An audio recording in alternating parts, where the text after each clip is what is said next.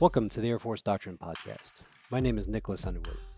On this episode, my co-host Keith Conway and I had the opportunity to sit down with retired Chief of Staff of the Air Force, General David Goldfein. Our conversation with General Goldfein centers around lessons learned in leadership from his combat recovery in Serbia on 2 May 1999, the strategic importance of the combat search and rescue mission, and the future of personnel recovery. Please join us for this incredible interview with Just Dave. So, sir, thank you so much for being here today. You've given so much to us as a service, as a country, and to continue to give your time. We're incredibly thankful, so thank you so much for being here. No, thank you. It's an honor to be here. Yes, sir. So this podcast coincides with the continued development of our personal recovery doctrine. Here in LeMay, we're also developing a leadership doctrine. So we thought that you'd be an ideal individual to kind of provide us some background, some thoughts to help us in our guide. So before we get into PR specifically, as we were researching PR, researching your story, looking at the PJs specifically, what we noticed was a lot of similarities between some of the things you say in your book. And I'll quote one of them is, "Are you willing to devote yourself 24 hours a day, 7 days a week if necessary?" And as we're reading that, and we're also looking at the PR doctrine and some of the PJ's personal model is so others may live, what we're starting to see is this theme, this I'm all in for you, coming in both with your leadership philosophies and the way in which our rescue community operates. So I have to ask, and I know you've been asked this a lot, but how much has your experience as an isolated personnel in a personal recovery influenced your leadership philosophies over the years? It taught me so much. When that team came in and picked me up, when you're alone in enemy territory and you can see the enemy over the horizon, the most beautiful sight in the world. When the helo touched down and we'd worked the rescue, in many ways very similar to Vietnam-style rescues, because a lot of technology issues that night. Mm-hmm. And so I had sort of talked them to my location, put an IR strobe out, sure, right, and then they put down right on top of the strobe. And at that point, the enemy knew exactly where we are. They'd been out there looking for me for 2 hours, and they came racing in our direction, shooting wildly into the tree line. You know how they teach you, be submissive. They got to know it's you. You got to authenticate. All those things. I mean, I ran towards the helo. Jeremy Hardy and Andy Kubik and Ronnie Ellis jumped out. I meet Andy and Jeremy, and I think our total authentication was, let's go. Yes, sir. Right? And then we jumped on it.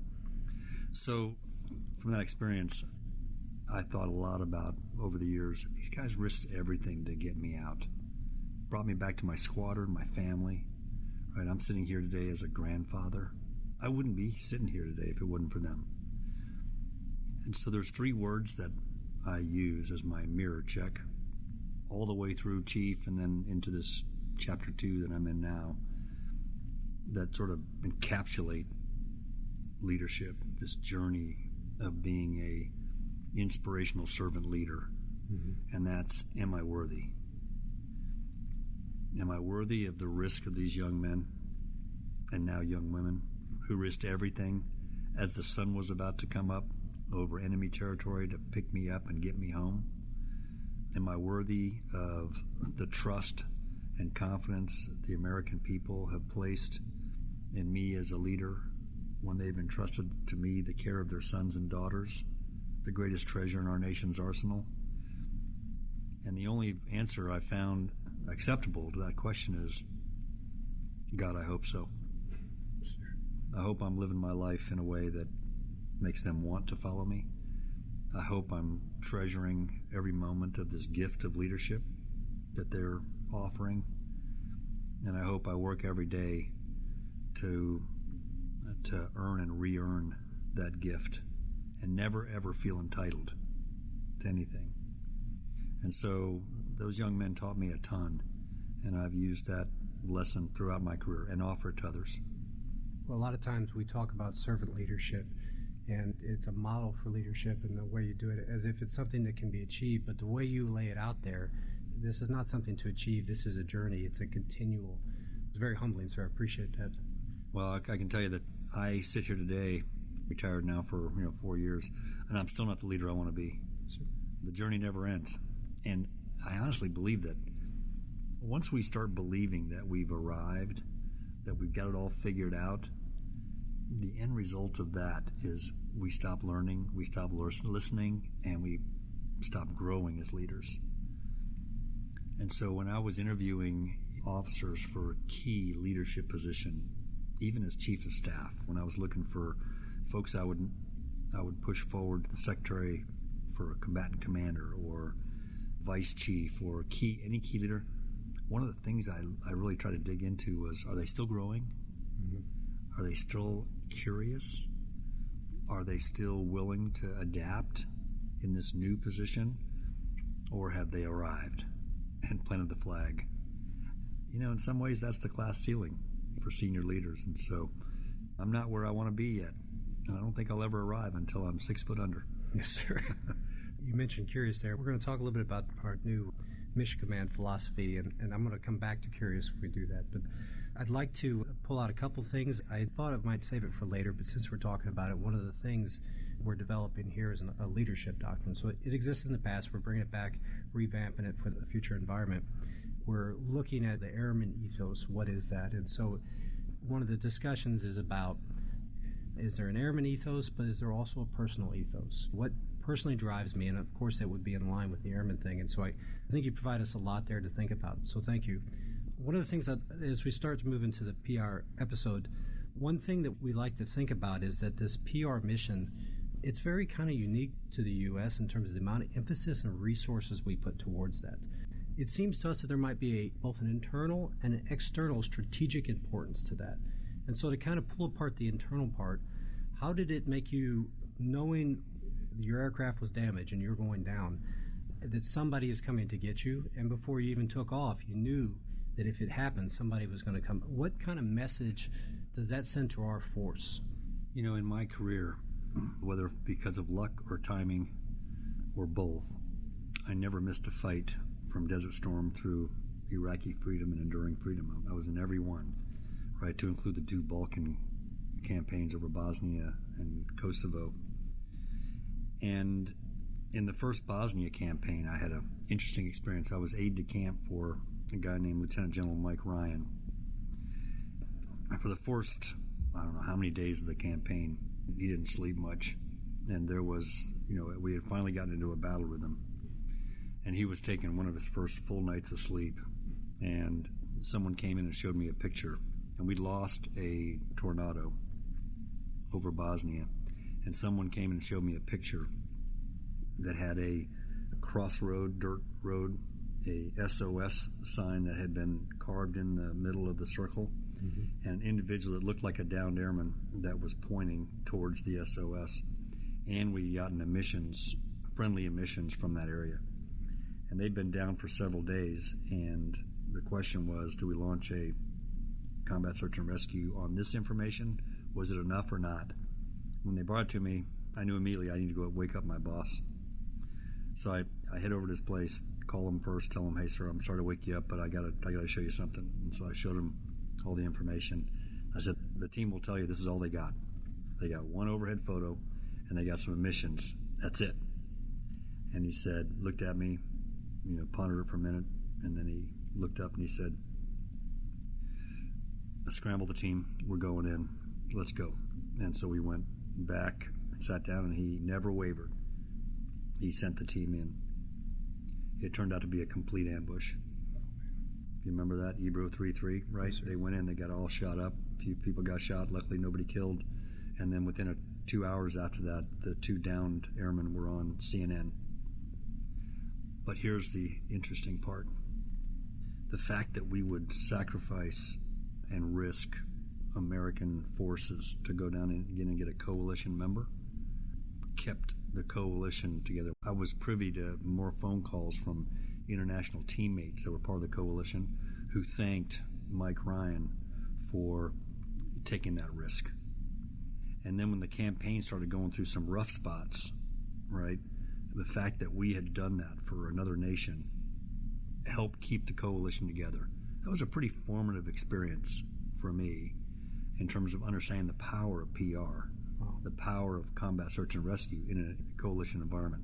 Because for all nations that were gathered together, we knew going in that if someone went down, no one would rest until they got home. And so when it was my turn, many years later, I had no question I was getting out that night. And I had no question that the nation would not sleep until I was safely home. And what was interesting is a couple years later, I was in school with the State Department for senior level PME.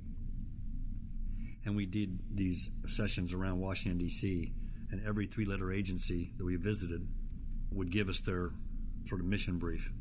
And I can't tell you the number of agencies in their briefing, not knowing who I was as just a student out of uniform, would, in their mission brief, I mean, I had the director of the CIA say, we're the organization that found Hammer 3-4, this F-16 guy that went down. Every agency was taking pride in having a role in this. And I just sat there and thought, that's what it looks like to have the entire nation engaged in bringing one of their own home. I mean, it's powerful. It is very powerful. On the other side, there certainly is a reason beyond just the messaging to our airmen. There's a danger of, because we empower our airmen so much and we trust them, there's a danger of allowing them to be exploited. I know, Paps, you had some questions that you wanted to kind of talk about that side of it as well. Yeah, so we want to discuss what the strategic impact would have been in the event that you had been rolled up, or either yourself or Lieutenant Colonel Zelko, who was Vega 3-1, who had been shot down a few weeks prior. The situation going on in Serbia at the time, what would have been the strategic impact or the operational impact in that theater had one of you two been captured? Yeah, Dale and I have met and talked over the years. Interestingly enough, I don't know if you know the story, but we got shot down by the same guy. That's right. Same operator. Same operator, and we, his call sign is MacGyver, right? Because he was able to rewire his system so neither of us saw what was coming at us.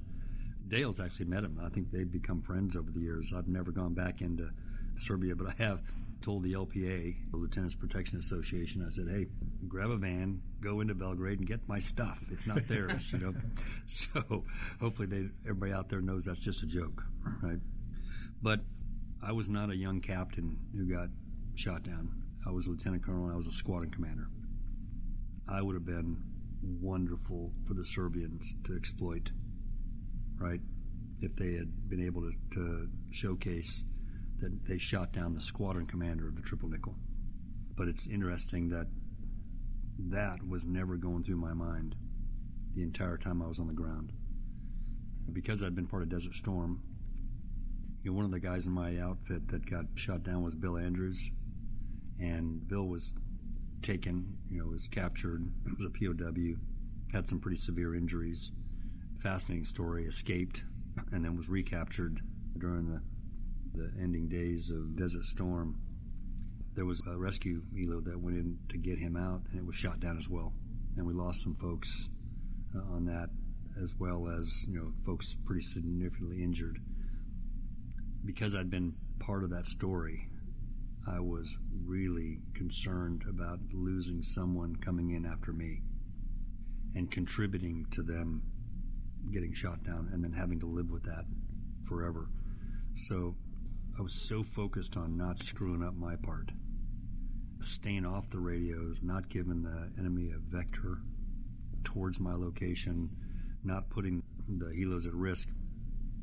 And so you might remember that we had a brand new radio. Let's just say that we had been told that without having to say anything on the radio, there was methods through friendly forces to be able to locate where we were. So what we had been told was, hey, don't talk much on the radio. Every time you use the radio, they're going to know where you are. Well, that technology didn't work that night. And so when I first came back after evading the enemy who got really close to me, earlier in the situation, I came up on the radio thinking, okay, we're probably close to helos being scrambled, airborne, en route. I'm going to check in. And the first call I hear back is the forces in country and they're looking for you.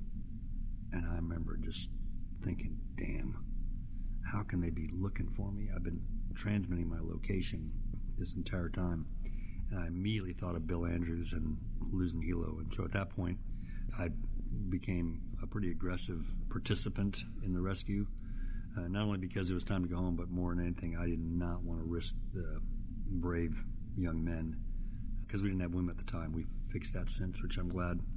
But that night it was young men who were risking everything they hold dear to get me out.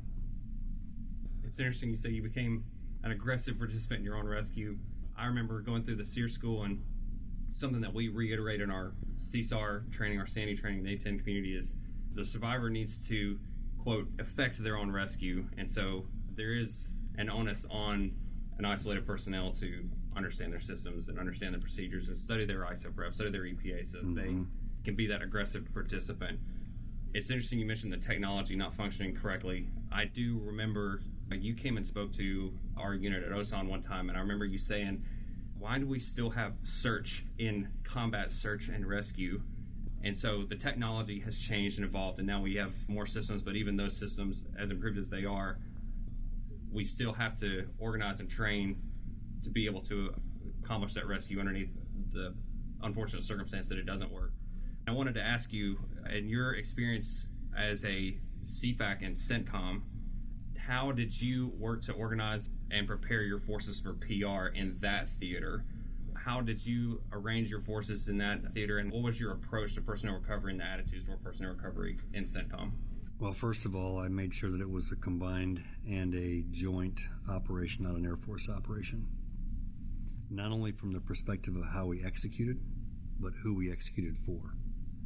Again, going back to Ebro 3-3 and that experience, I knew that this is an international mission in support of an international coalition.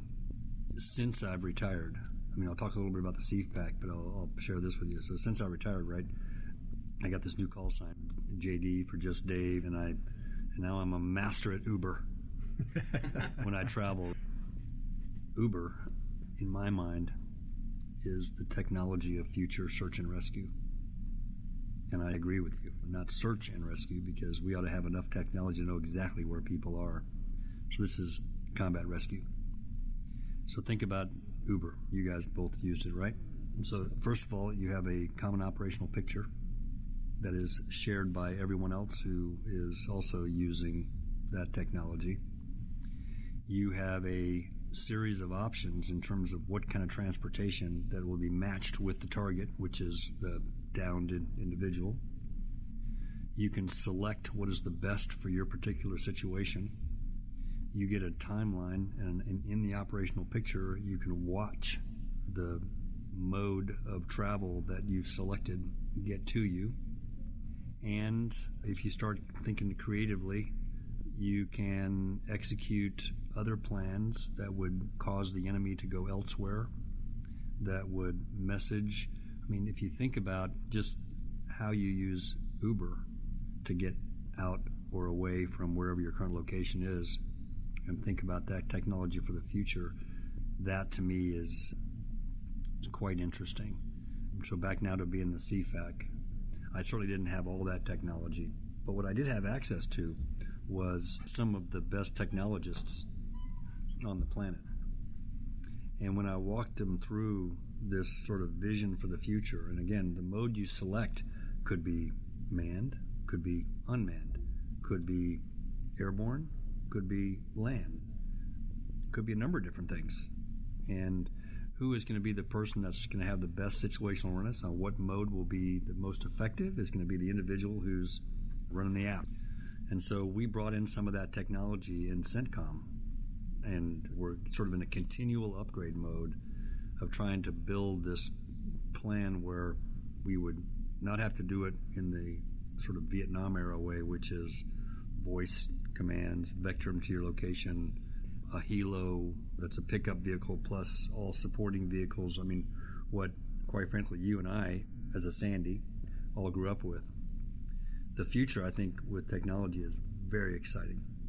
And I know we brought this same thinking back to the Joint Combat Search and Rescue Organization.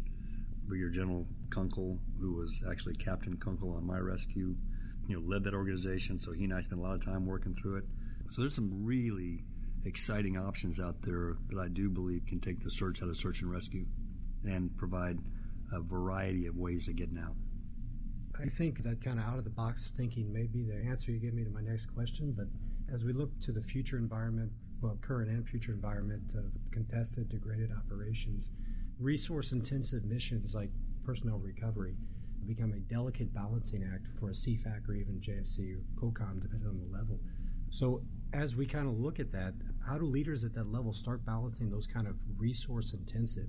Understanding there's no clear answer, but I'm curious on your thoughts. Industry, I think, can be a pretty helpful partner in this. I went out to a Track 2 discussion at Hoover as chief in student at Stanford. And I was on a panel with a gentleman named Karan Bhatia, who is head of policy for Google. And he looked at me and he said, "So, Chief, what are you doing out here, and what do you want out of this discussion?" And I said, Karan, you and I share something in common. We both lead garage startups.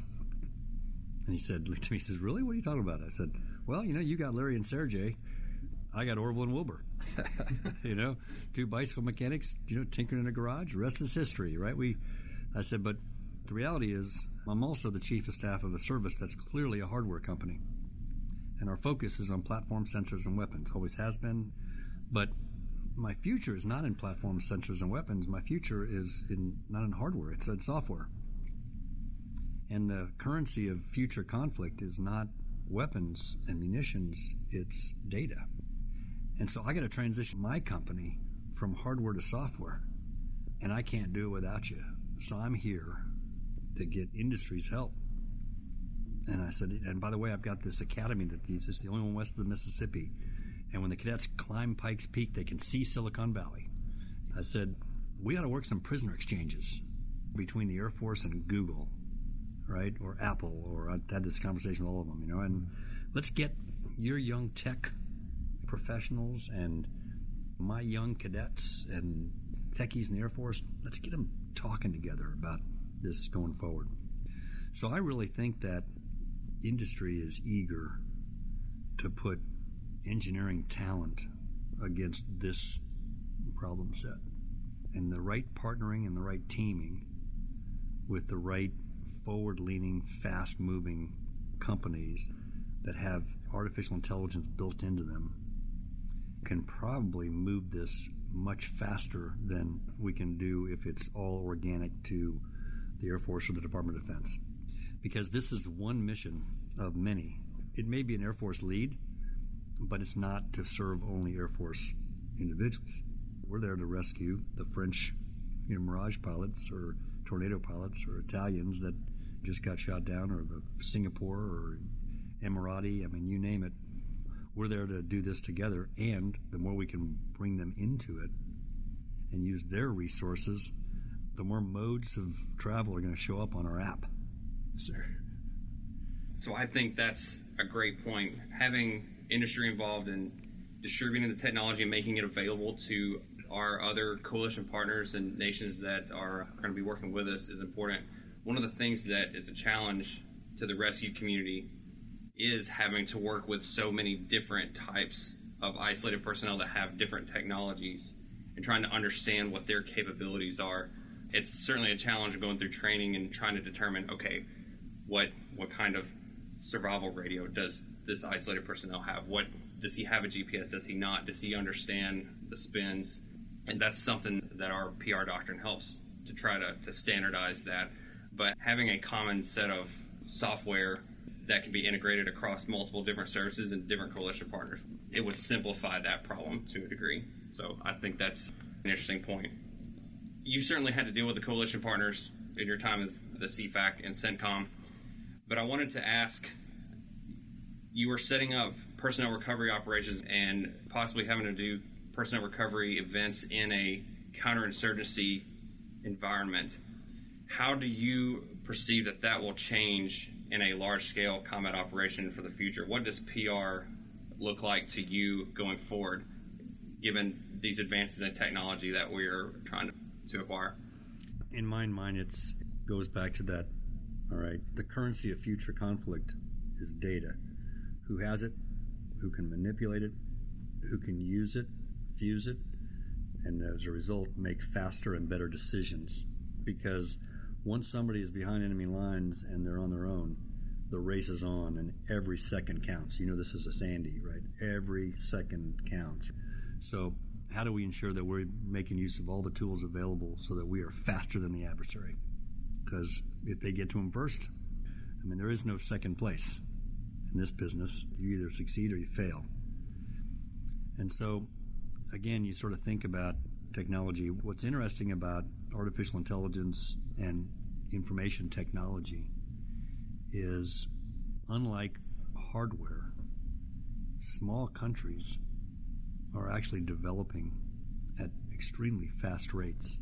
I remember a briefing I got from my Australian counterpart on a Project Jericho that they had laid out, which was their transition. And as he was talking to me, I thought, man, what an incredible marriage that we have here. I bring mass, and what they bring is speed and technology. I bring this large, sometimes perhaps lumbersome organization, but it's huge, this United States Air Force or this Joint Force, right? And they bring this very highly technical operation that is digitized, that moves speed. And my question was, okay, how does 1 + 1 = 3? How do I marry mass and speed and technology in a way that we can do the mission even better than if it was all mass or all speed? So I use Australia as an example, but I could go around the world and everyone is developing in the IT space. Everyone is building algorithms. Everyone is thinking through artificial intelligence, how to apply it. So you could look at this as challenge or opportunity. The challenge, of course, being, wow, this is really cumbersome and huge and massive number of people and players. Or the opportunity is, hey, I can lash together in really unique ways the best of each individual country to come up with some solutions that would be so much faster than the adversary. Because if you think about our potential adversaries, who are their partners? Who are their Australias? Who are their Japans? Who is their UK? Their Saudi teammates who bring to the table what I'm describing. If you're China, Russia, Iran, or North Korea, and I would say the answer is that's our advantage. We ought to make every use of it. By the way, our teammates are just as passionate about getting their downed folks out as we are. So, listening to that, one of the Joint All-Domain Command and Control acronym has changed a bit over the years. It was a big part of your tenure as CSAT. And so as we look at a lot what you're talking about and the ability to command and control, which is at the center of all of our functions, including PR, the challenges associated with that. We talk a lot about the technology which supports it, but you also have outlined a lot of relationships and the importance of the relationships in doing that. So to help us kind of understand JADC2 and JADO as large, can you talk a little bit about the development of that, give us some background of the problems that it addressed and the importance of relationship building in that? Yeah, so I lost the acronym more. Yes, sir. JADC2. But it came from a unique experience I had as a CFAC. So one of my responsibilities was as the support head commander for the combined defense of the Arabian Gulf. And to do that mission, to protect the nations of the Gulf Cooperation Council, the GCC, against missile attack primarily or air attack from Iran, I was given Navy assets, Aegis cruisers, carrier air wings. I was given Marine Corps fighter squadrons. I was given Army Patriot batteries and THAAD batteries. Every country contributed not only technology but also defensive systems, sky guards, fighter airplanes on alert, right? So I had a pretty robust capability. No, by the way, 14th Air Force, I was also remember I was the Air and Space Commander, right? So 14th Air Force also provided me with all the space capabilities I needed. So I'm standing on the catwalk of the most sophisticated headquarters on the planet, there at Al Udeid, and I've got my boss, General Mattis, standing next to me, and I'm looking down on the floor, and I said, boss, here's what I've learned in this mission. He said, what's that? I said, there is no I in IAMD. There is no integrated and integrated air missile defense, because that space team has assets made by, I'll pick a company, Boeing. Right.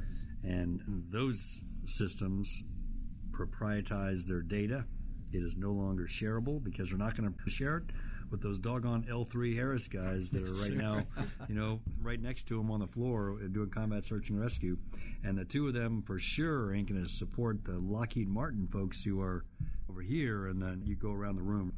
This is no hit on industry because we had incentivized them to do just that. Yes, sir. And then we would pay twice at the pump by going back to them and saying, hey, can you build me a gateway? I don't know how to spell gateway, but it should be a 4-letter word, right? Yeah. Because they're cumbersome, they're slow, and they're massively expensive, and they rarely really work. So therein lies the genesis of what became JADC2, was that experience that, okay, I have got to find a way to connect. And so as we walked our way through it as a joint team, I learned that it was not as much a technical problem as a cultural problem. And when you're trying to change culture, that takes time. And I am proud looking back that it took 4 years to change the narrative from whether we needed to do JADC2 to how do we do JADC2. Right. And one of my advisors at the time was Eric Schmidt, former CEO at Google. And one of the things he told me that I took to heart, he said, Dave, he goes, I totally get where you're going. He goes, don't eat the whole elephant. Right. Because if you try to eat it all, he goes, it'll crush you with its weight. And he goes, and other people will get in place with resistance. And he said, if you really want to kill it, he goes, I got advice for you. He goes, just make it a program of record. He said, that'll absolutely kill it. That'll be the death knell, right? So the way we approached it is we started by taking combatant commander problems, getting a sponsor, and then with my joint teammates, building trust and confidence that I was not trying to, as the Air Force guy, take over their Project Convergence, their systems, and that they had spent billions of dollars building, that I, as an airman, would spend the time to truly understand what the Army's needs were and acknowledge the fact that, well, I was culturally probably thinking about 5,000 airplanes or 8,000 airplanes. The Chief of Staff of the Army is thinking about 1 million soldiers. Well, I'm thinking about operating at 350 knots. He's thinking about operating at 30 knots, right? And so how do we build trust? At one point as chief, I actually put about $10 million of Air Force money against solving an Army problem. And when my programmers looked at me and said, sir, what are you doing? I said, we are investing in trust. I need them to know that I'm absolutely dead serious about the J in Joint All-Domain Command and Control. And if I was them, I wouldn't trust me. So we got to show them. We got to be true to this, and we got to move it forward. That, in many ways, slowed us down quite a bit, but hopefully it also helped us speed up. And so by the time I left, after 4 years of advocating for this, I was happy with the fact that when I left, all the chiefs were in a dialogue about, okay, how do we get this done? And we were no longer in a discussion about whether it needed to happen. That's fantastic, sir. You mentioned a couple of things in there that I wanted to bridge into our newest publication, Mission Command. So as we're writing Mission Command and we're looking at your book and a lot of the inspirational leaders over the years, what we find is the Air Force in a lot of ways has been talking about Mission Command long before we use Mission Command. We've been talking about pushing authorities down, championing competence and character. We've been doing a lot of this. And so you mentioned there that JADC2, this joint all-domain approaches, a lot of it is culture. A lot of it is invested in trust among partners, among each other. As you were building this culture of revitalizing the squadrons and empowering leaders, what were some of the barriers that you saw at your time, and what are some that may be facing us in the future? Well, for those who've read the book, which is in its 13th printing, my concern as chief, and having been the CFAC and, again, sort of not missing a fight, was that when I was a squadron commander during Operation Allied Force, I had so much authority for decision-making that was just sort of built in. It was part of my training, it was part of my upgrading, and then essentially at the time for 15 and eventually became 20 years of conflict in the Middle East, it was a unique kind of combat operation. We were pretty much uncontested in the air, for the most part, if you think about it. There was nobody really on the ground that was shooting at us in either Afghanistan or Iraq for the majority of that time. Not all the time, but majority of that time. And so when you're in an area where in the air domain you're uncontested, it offers the opportunity for leaders, because you control the rheostat of time in this conflict to a large extent. It allows you to pull decision authority up to higher levels. The one scenario that I always remember and think about, which is we announced a month prior to going into, gosh, now I don't remember what the name of the city was in Iraq, to retake it. It wasn't Fallujah. We announced a month prior that we were going in to retake the city, and we even put our basic fundamental tactics out there. We told the enemy exactly and we could, because you know what? There wasn't a damn thing they could do about it. And we executed, and we took back the town. Such is the nature of conflict when you're uncontested in a domain like air, and when you have an adversary that really can't stop you. The downside of being in that situation is that decisions now can be controlled at a much higher level. And so my worry is that culturally, we had continued to pull decisions away from squadron commanders where the rubber meets the road and where real success happens. And we pulled it up to group and wing command and higher in a way that was going to fail miserably in a campaign against a peer. And so my challenge as chief and the opportunity as chief was, how do I get decision authority back where it belongs? The way we present forces is through squadrons. Where we accomplish the mission is through squadrons. Where we understand and know our people at a very personal level is at squadron. It's who we are, and it's who as an Air Force we've always been and always will be. And so pushing decision authority down, and that's a cultural change, was central to where we were going. And we also pushed resources down. So I took over as a wing commander at Spangdahlem the year that wing won the Installation Excellence Award. It's the only award that comes with money. You get $1 million. If you win that, it's $1 million to spend. And so my predecessor, Steve Mueller, won it, and then I got to spend it. Timing's everything. Unbelievable what we did with that $1 million. Because most of what we did was self-help. It was listening to airmen, determining what they felt that they needed. And this wasn't flat screen TVs and basketball courts. This is mission, innovation, and ideas that they had. And we paid for what we needed to pay for, and we did self-help for the rest. And we basically changed that wing with $1 million. And so the question I asked the staff as we were pushing decision authority down is, if I'm giving the decision authority, I got to put my money where my mouth is.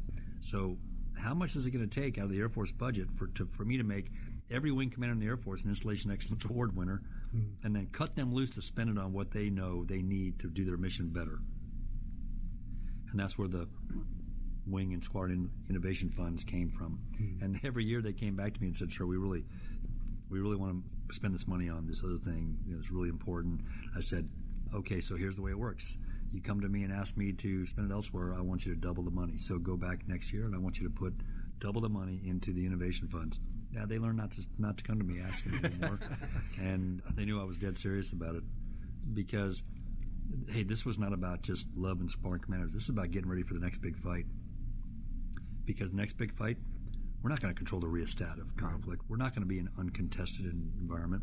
We're going to need squadron commanders who know how to take risk, stumble, fail, pick themselves up, go again. And we need to have senior leaders that got their backs. And so that was what it was all about. It's interesting there, when we wrote the doctrine, accepting prudent risk was an important part of that. And we tried to say, well, what's prudent risk? What's the lowest appropriate level? And the story you told there, I just want to follow up on that. You had this additional funds, and it wasn't flat screens. Airmen wanted more mission. That's fascinating to me. It makes me think that getting the authorities down actually gets us more mission. It makes us more effective, even when it's not necessary.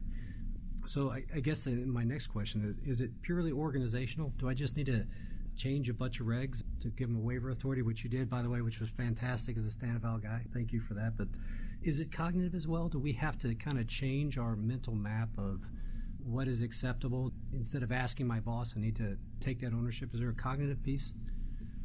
There's something that happens to every airman, officer especially, and I believe it happens when we go through basic. Someone sneaks in our room, pulls out a syringe, injects us with this idea that gets parked in our brain. We don't even know it's there. And it's this little message that comes out when we become colonels, and all of a sudden it pops in our brain and it says, screw with the org chart. Okay, how many times have we moved the boxes and lines around and then all resettled right back in the same way of doing business beforehand, but yet causing significant disruption along the way? So I tried to be very disciplined that form had to follow function. The staff first needed to show me how we would change the way we were doing business, fundamentally change the process of what we were doing, and then show me the organization that will best support that going forward.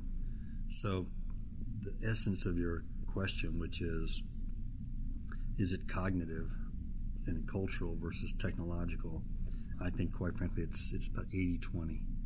It's 80% cognitive and cultural and about 20% technical. The technical part on much of what we want to work towards, now that I've been retired and I'm working with various industries, like chairing a board for Google, and I'm getting to know the culture of Google. Mm-hmm.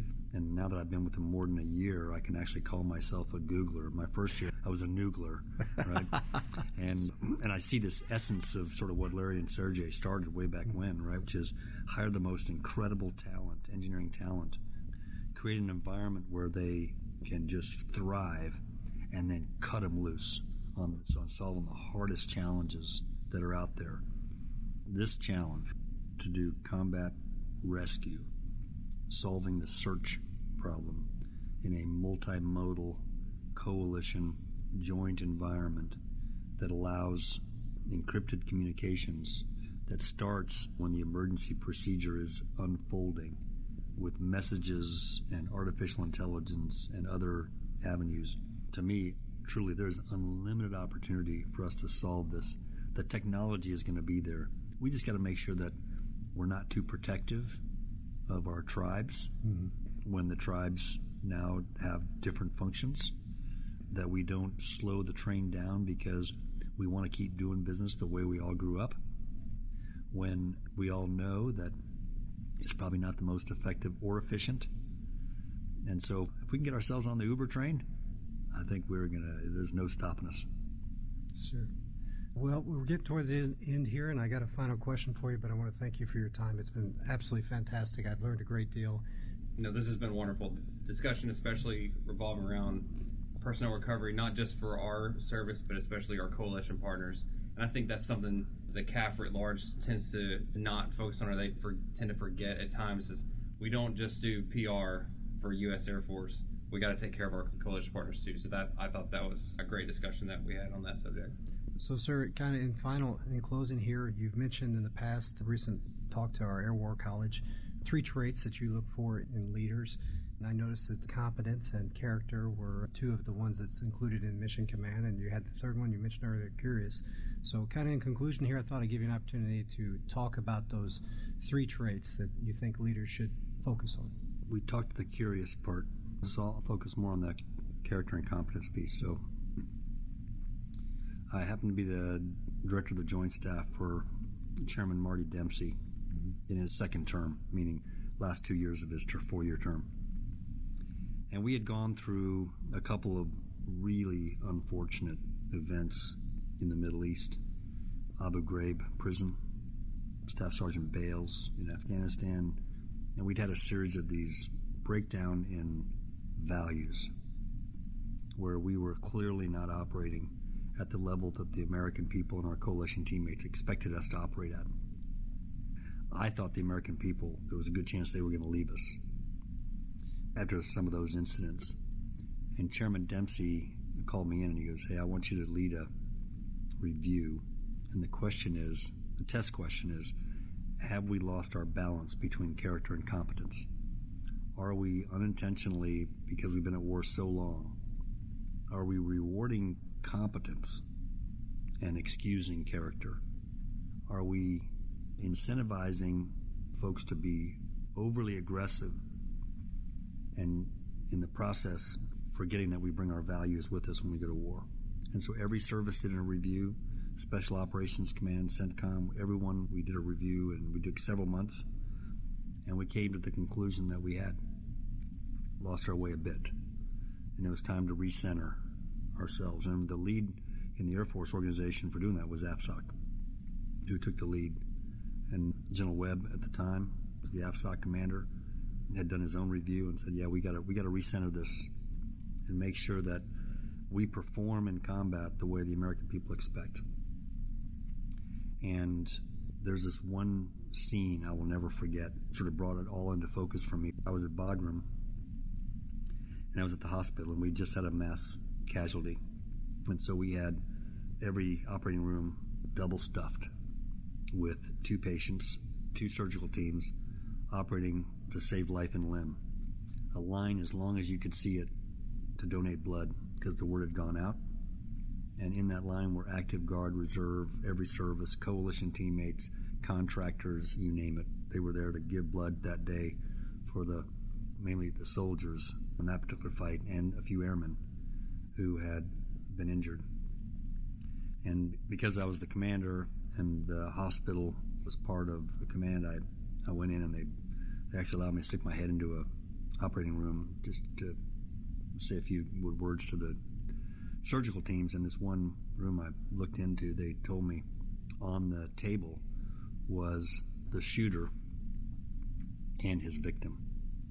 So we had a member of the Taliban that was being operated on in an OR with the exact same passion to save life and limb as the individual he shot, and they were head to head, right, that close in the operating room.